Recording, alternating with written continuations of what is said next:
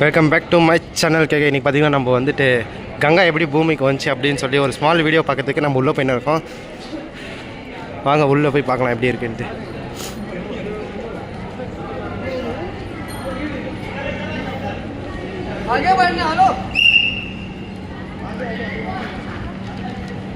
ஃபுல்லாகவே இங்கே 3D செட்டப்பில் வச்சுருக்காங்க.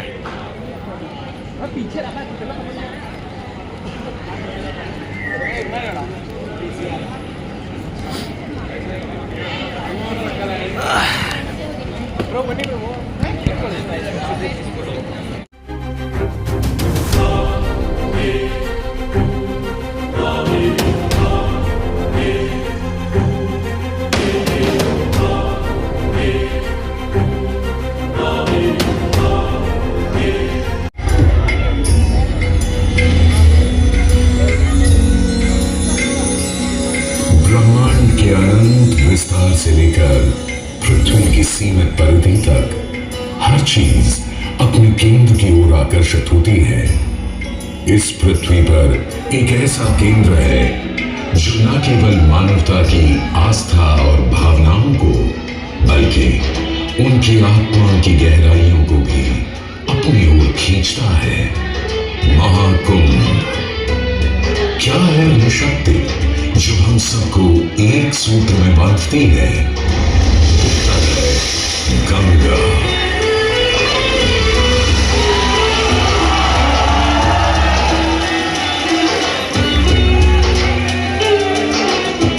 किंतु गंगा क्यों? क्योंकि गंगा कोई नदी नहीं है, आस्था की अविरल तरल धारा है गंगा। विश्वासों की वाहिनी, संस्कृतियों की सरिता है गंगा। और इस स्थान पर, इस प्रयागों के राज में श्वेत रंगा गंगा का संगम होता है अपनी दो बहनों श्यामल वर्ण यमुना और अदृश्य सरस्वती से। और इस त्रिवेणी संगम के कारण ही यह जगह इतनी महत्वपूर्ण हो जाती है। गंगा के उद्गम के बारे में जो पौराणिक कथा प्रचलित है वो बड़ी ही रोचक और मनमोहक है। तो आइए क्यों ना आज हम आपको गंगा अवतरण की कहानी सुनाएं, दिखाएं। नानी का राजा बलि पर करता था दम, पूरी पृथ्वी पर फैला था उसका ही आतंक। उसके आतंक को रोकने विष्णु ने धरा एक रूप, 52 अंगुल का बौना बनकर पहुंचे जहां था भूत। सारे दरबारी बौने ब्राह्मण पर हंसे, पर बलि ने जब उसे दान मांगने को कहा तो उसने कुटिया बनाने को केवल 3 पग भूमि मांगी। पर जब बौने ब्राह्मण ने भूमि नापनी शुरू की तो जैसे भूचाल गई। वामन ने पहले पग में पूरी धरती नाप ली और अगले कदम से स्वर्ग। ब्रह्मा जी ने भगवान विष्णु के चरण होकर उस जल को अपने कमंडल में भर लिया। और अब वामन अवतार ने अपना तीसरा पग बलि के सिर पर रख उसे पाताल लोक भेज मुक्ति दे दी।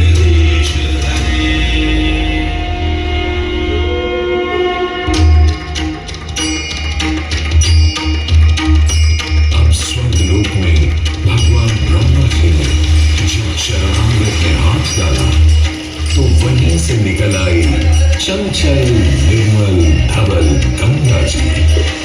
पवित्रा किंतु चंचला, आज से तू मेरी पुत्री और नाम तेरा गंगा।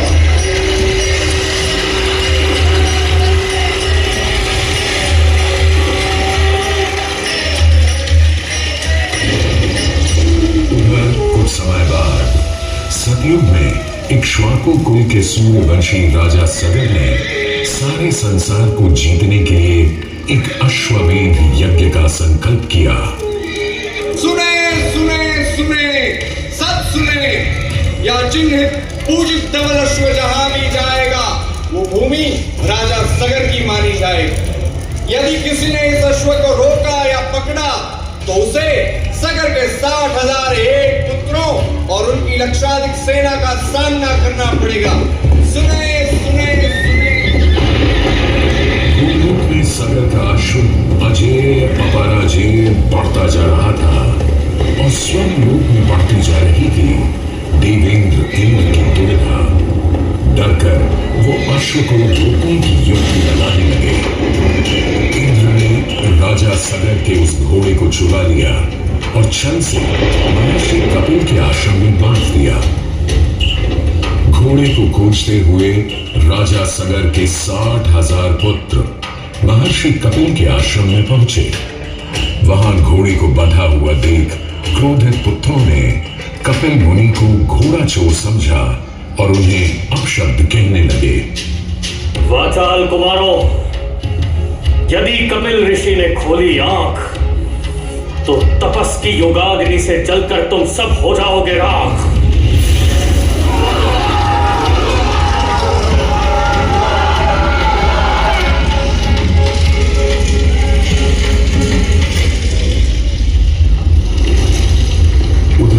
सगर थे चिंतित।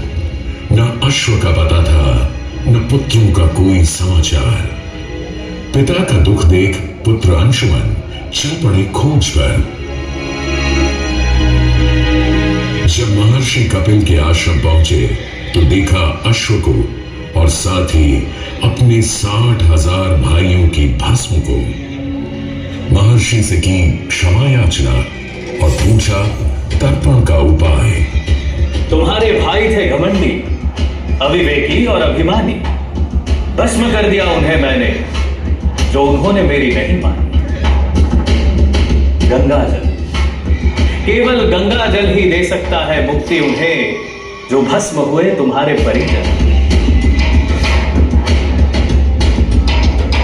अंशुमन को अपने भाइयों के तर्पण के लिए गंगा को लाने का बहुत मन था, किंतु किसी को राजधर्म भी तो निभाना था और राज भी चलाना था। देखते देखते 7 पीढ़ियां गुजर गईं, पर 7 पीढ़ियों के बाद समय आने पर राजकुमार भगीरथ ने राजा बनने से साफ मना कर दिया।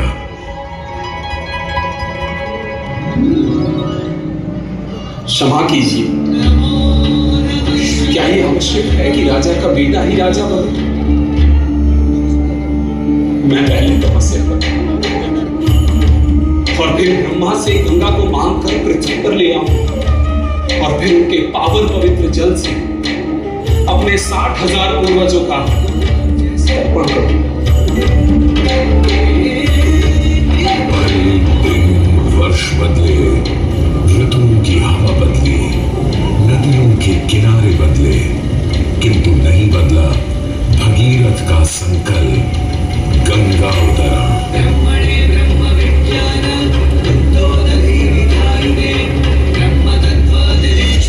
पुत्र भगीरथ, हम तुम्हारे तप से प्रसन्न हैं। बताओ क्या आशीर्वाद चाहिए? हे भगवान, मेरे पूर्वज के तर्पण के लिए मुझे आपकी पुत्री गंगा चाहिए। तथास्तु, किंतु यदि गंगा स्वर्ग से सीधे धरती पर गिरी तो पृथ्वी को चीरते हुए गंगा सीधे पाताल में पहुंच जाएगी। इसलिए तुम भगवान शिव शंकर को मनाओ ताकि गंगा जब स्वर्ग से नीचे उतरे तो वो उसे अपनी जटा में थाम ले। अब भगीरथ ने एक अंगूठे पर खड़े होकर भगवान शंकर को मनाने के लिए शिव शंकर का जाप शुरू कर दिया। जय मन भावन जय पतित पावन शोभित शामन शिव शंभो विपद विहारम अधम उदाहरण सत्य सनातन शिव शंभो सहज वचन हर जल जनयन वर धवल वरन शिव शंभो। कोई भी वर मांग लो आज। हे प्रभु, जब गंगा स्वर्ग से धरती पर गिरे तब आप बीच में उन्हें अपनी जटाओं में साध लें, नहीं तो पूरी पृथ्वी नष्ट हो जाएगी। बस इतनी सी बात? ठीक है, ब्रह्मदेव से कहो शिव तैयार है। आने दो गंगा को, आने दो। जय शिव शंकर, जय करुणाकर, जय जय जय करतार हरे, जय कैलाशी, जय अविनाशी, सुखराशि सतसार हरे, जय शशिशेखर, जय मरुधर, जय जय प्रेमागार हरे, जय त्रिपुरारी, जय बलहारी, अमित अनंत अपार हरे, त्रिगुण जय जय सर्वत्र नाम निराकार साकार हरे, पार्वती पति हर हर शंभो, हर हर नाथ जय रामेश्वर, वैद्यनाथ के लाल हरे, मल्लिकार्जुन सोमनाथ जय महाकाल ओंकार हरे, देवकेश्वर जय विश्वेश्वर, भीमेश्वर जय तार हरे, काशीपति श्री विश्वनाथ जय मंगलमय आधार हरे, नीलकंठ जय भूतनाथ जय मृत्युंजय अविकार हरे, जय श्री शंकर जय करुणाकर। और यूं गंगा ने भगीरथ के साथ गंगा सागर जाकर सगर के पुत्रों का उद्धार किया।